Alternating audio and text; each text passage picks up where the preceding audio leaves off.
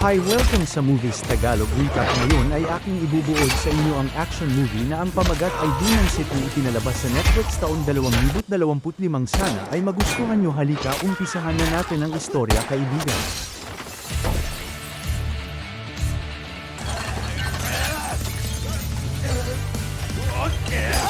Nagsimula ang kwento sa isang maliit na bayan sa Japan na pinangalanang Shinjo.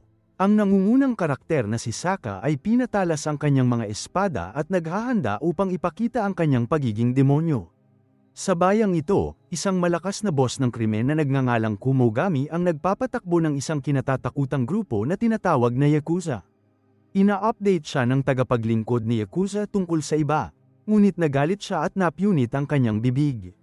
Pagkatapos noon, isang lalaking nagngangalang Saka ang bumagyo sa kanyang bahay at sinimulang patayin ang lahat ng tao sa Yakuza gang. Nang marinig ni Kumogami ang kaguluhan, natarante siya at sinubukang tumakas.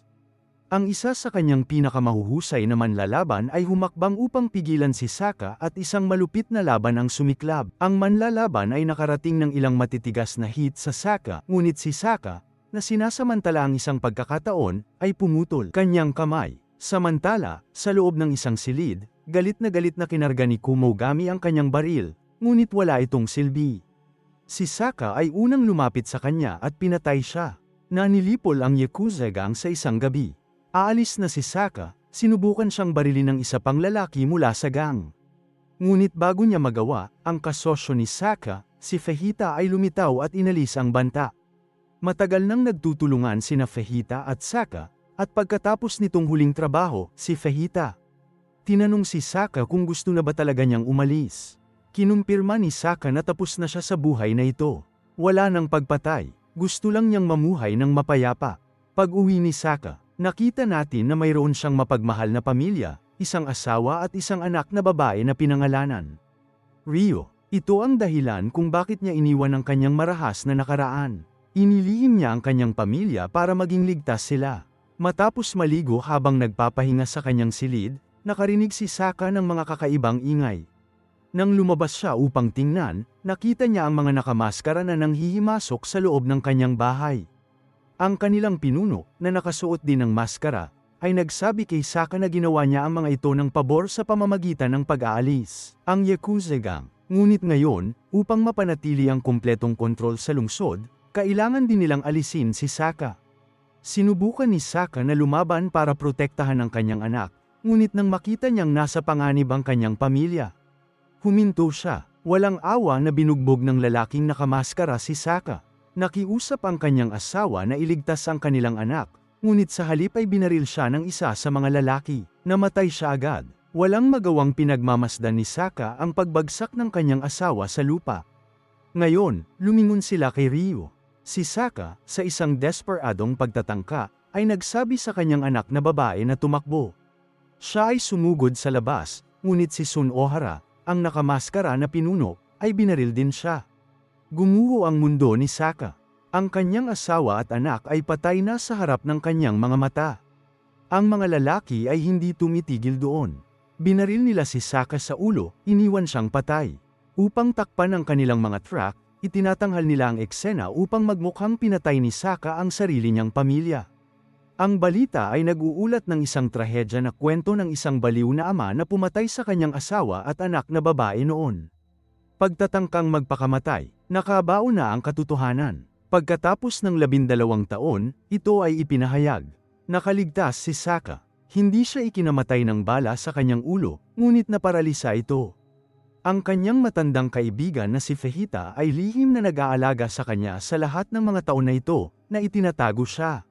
Si Saka ay buhay, ngunit hindi siya makagalaw, at isang tagapag-alaga lamang ang nagbabantay sa kanya. Naniniwala ang mundo na patay na siya. Samantala, nagbago ang lungsod ng Shinjo. Isang lalaking nagngangalang Sun Ohara ang mayor na ngayon. Sa isang panayam sa telebisyon, ipinangako niyang ibahin ang Shinjo sa isang paraiso na pinangalanang Mahaba. Na puno, may mga club, sinehan, at kasino. Sa panayam, tinanong siya ng isang mamamahayag tungkol sa tumataas na bilang ng krimen. Ipinahiwatig din niya na si Sun Ohara ay naging alkalde kaagad pagkatapos ng pagbagsak ng Yakuza gang. Sinasabi pa nga ng mamamahayag na may patunay na si Sun Ohara ay gumawa ng panloloko at pumatay ng mga tao.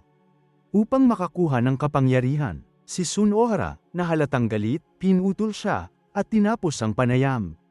Nang gabing yun, nakipagpulong ang mamamahayag sa isang impormante para makakuha ng karagdagang ebidensya. Inaabot niya ang isang stack ng cash para sa impormasyon. Pero bago pa man siya makaalis ay may lumitaw na lalaking nakamaskara. Nataranta ang mamamahayag at sinubukang tumakas, ngunit nahuli siya ng lalaking nakamaskara at pinatay. Pinipilit ng isa pang nakamaskara na figure ang isang inosenteng lalaki na hilahin ang gatilyo sa kanyang sarili, na lalong nagpatahimik.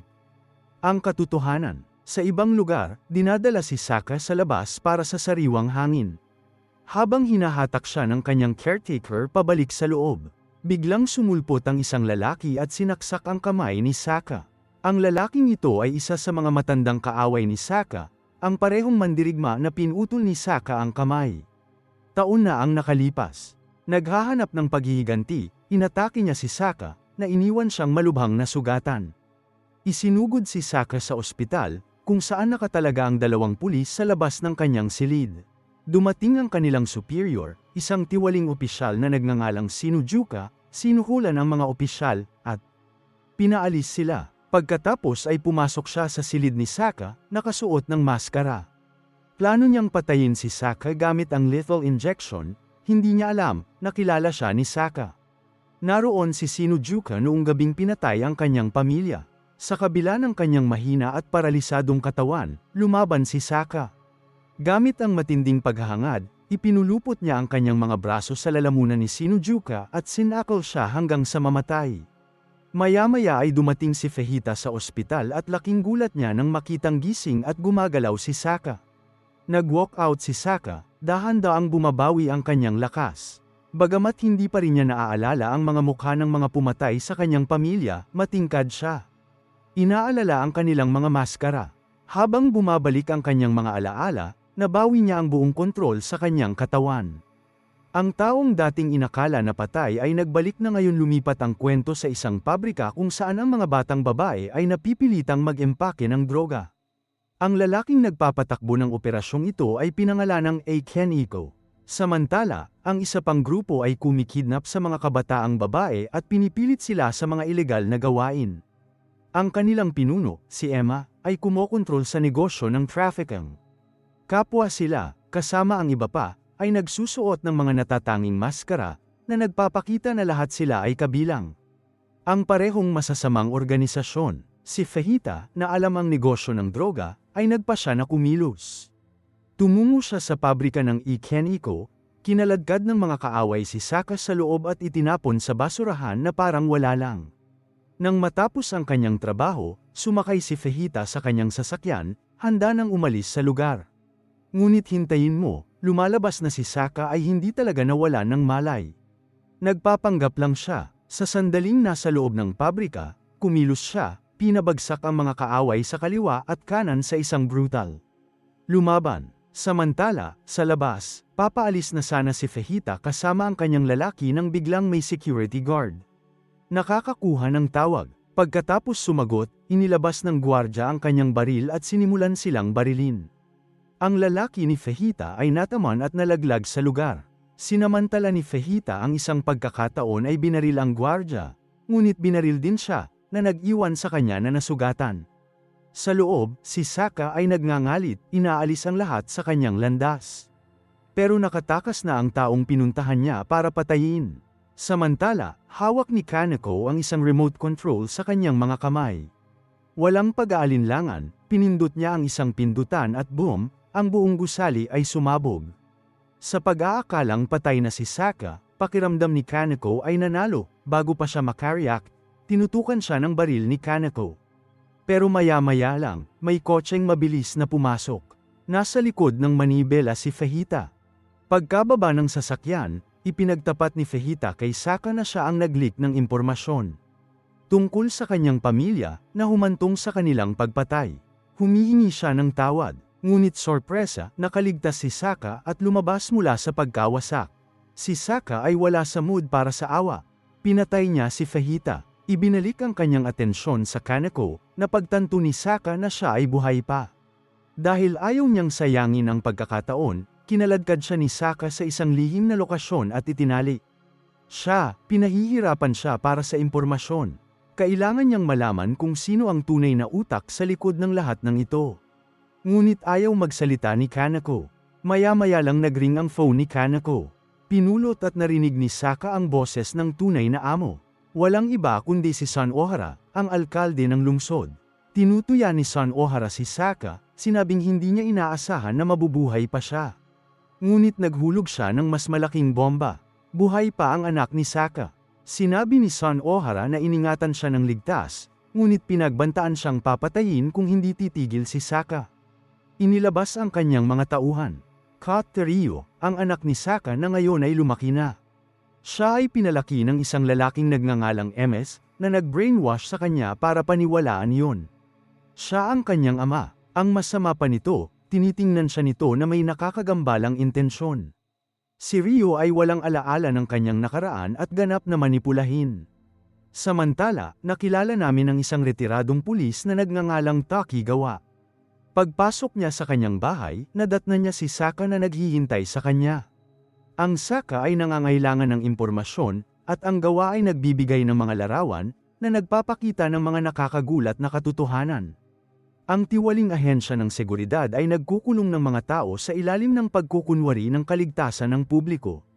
Tumungo si Saka sa pasilidad ng seguridad ng Shinjo, iniisip na maaaring naroon si Rio. Pagdating, isa-isa niyang inilabas ang mga bodyguard. Tama pala ang hinala niya. Nandyan talaga si Rio. Nahanap ni Saka ang kanyang mga larawan noong bata pa siya, at saglit siyang napuno ng kaligayahan. Ngunit pagkatapos, pumasok si Emma sa silid. Inabot niya ang kanyang baril, ngunit napahinto siya nang mapansin niya si Rio. Sa halip, sinusubukan niyang magsalita ng paraan para makaalis. Si Saka, gayunpaman, ay walang pasensya sa mga laro, at sinimulan niyang bugbugin si Emma ng walang awa. Iyon ay kapag may narinig siya sa boses ni Emma. Bigla itong nag-click. Ito ang lalaking bumaril sa kanyang asawa. Galit, naghanda si Saka na patayin siya. Ngunit si Rio ay namagitan, na nakatutok sa kanya ng busog at palaso. Binaril niya, nasugatan si Saka. Ginagamit ni Emma ang pagkakataong ito para itapon si Saka sa labas ng bintana. Gayunpaman, bago siya tumama sa lupa, lumitaw si Takigawa ng wala saan at iniligtas siya, nagmamaneho. Ngunit habang nagmamaneho sila, tumawag si Son Ohara, hinihingi si Saka na makipagkita sa kanya sa Maero kung gusto niya ang kanya. Anak na babae upang mabuhay. Nang walang pagpipilian, inihanda ni Saka ang kanyang sarili sa pamamagitan ng pagkuha ng kanyang mga sandata at patungo sa Maero. Sa pagpasok, si Saka ay agad na napapalibutan ng mga kaaway. Nilalabanan niya sila, gamit ang kanyang mga kamay, armas, at baril. Malapit nang sumali si Emma sa labanan, ngunit binulag siya ni Saka sa pamamagitan ng pagputok ng isang mata. Iniwan ang malubhang na sugatan ni Emma, nagmamadaling umakyat si Saka para hanapin si Rio. Nang makita niya ito sa wakas, natatakot pa rin si Rio sa kanya. Sinabi niya sa kanya na siya ang kanyang tunay na ama. Ngunit bago niya ito maproseso, may umatake kay Saka. Mula sa likod, siya at si Rio ay nahuli at dinala sa Son Ohara. Tapos na si Son Ohara sa paglalaro. Bumunot siya ng espada at naghanda para patayin si Rio sa harap ni Saka. Ngunit bago niya magawa, bumagyo si Takigawa, nagliliyab ang mga baril. Pinabagsak niya ang ilang mga kaaway, na nagbibigay ng pagkakataon kay Saka na sabihin kay Rio na tumakas. Habang pinapanood niya ang kanyang ama na nakikipaglaban, ang mga alaala ay nagsimulang bumalik. Napagtanto niya ang katotohanan. Si Saka ang tunay niyang ama, at si Son Ohara ang halimaw na Samaira sa kanilang pamilya. Naalala ni Rio ang araw na binaril siya noong bata pa siya, ngunit ngayon ay napagtanto niyang hindi tumama ang bala. Kanya, tinamaan lang nito ang laruan niya. Kaya naman nakaligtas siya. Habang tumatakbo si Rio patungo sa kaligtasan, inilabas ni Saka ang kanyang buong galit, na naalala ang sakit na dinanas ng kanyang asawa. Siya ay brutal na lumalaban sa kanyang mga kaaway, ngunit sa proseso, siya ay malubhang nasugatan. Ana niya si Son Ohara, ngunit nanghina siya. Hiniwa ni Son Ohara ang kamay ni Saka, ngunit kahit noon pa man, tumanggi si Saka na umatras. Sa isang huling desperadong hakbang, hinampes niya ang kanyang sandata, na bali ang espada ni Sun Ohara at sa wakas ay pinatay siya. Bumagsak si Saka, ngunit bago siya makahinga, bumalik si Emma na may dalang baril. Binaril niya si Saka at sinabing pag-aari niya si Ryo. Habang siya ay kumikislap, si Saka, gamit ang bawat huling lakas, ay umatake kay Emma mula sa likuran at pumatay sa kanya. Sa kanyang huling hininga, niyakap niya ang kanyang anak bago namatay sa kanyang mga bisig. Makalipas ang isang linggo, isang nakakagulat na twist ang nagbubukas. Sa isang pakikipanayam, nakita namin si Sun Ohara, o sa tingin namin. Ngunit kapag tinanggal ang kanyang maskara, ito ay nahayag na ang Do. Siya ay nakaligtas sa labanan at ngayon ay pumalit sa lugar ng kanyang kapatid. Habang nagsasaya ang Do sa kanyang pagkapanalo, dumating si Ryo. Armado ng busog at palaso. Walang pag-aalinlangan, binaril niya ito, sa wakas ay ipinaghiganti ang kanyang pamilya. And with that, nagtatapos ang kwento. Kung gusto mo ang pelikulang ito, huwag kalimutang mag-subscribe sa channel. Gayun din, sabihin sa akin kung aling recap ng pelikula ang gusto mong susunod.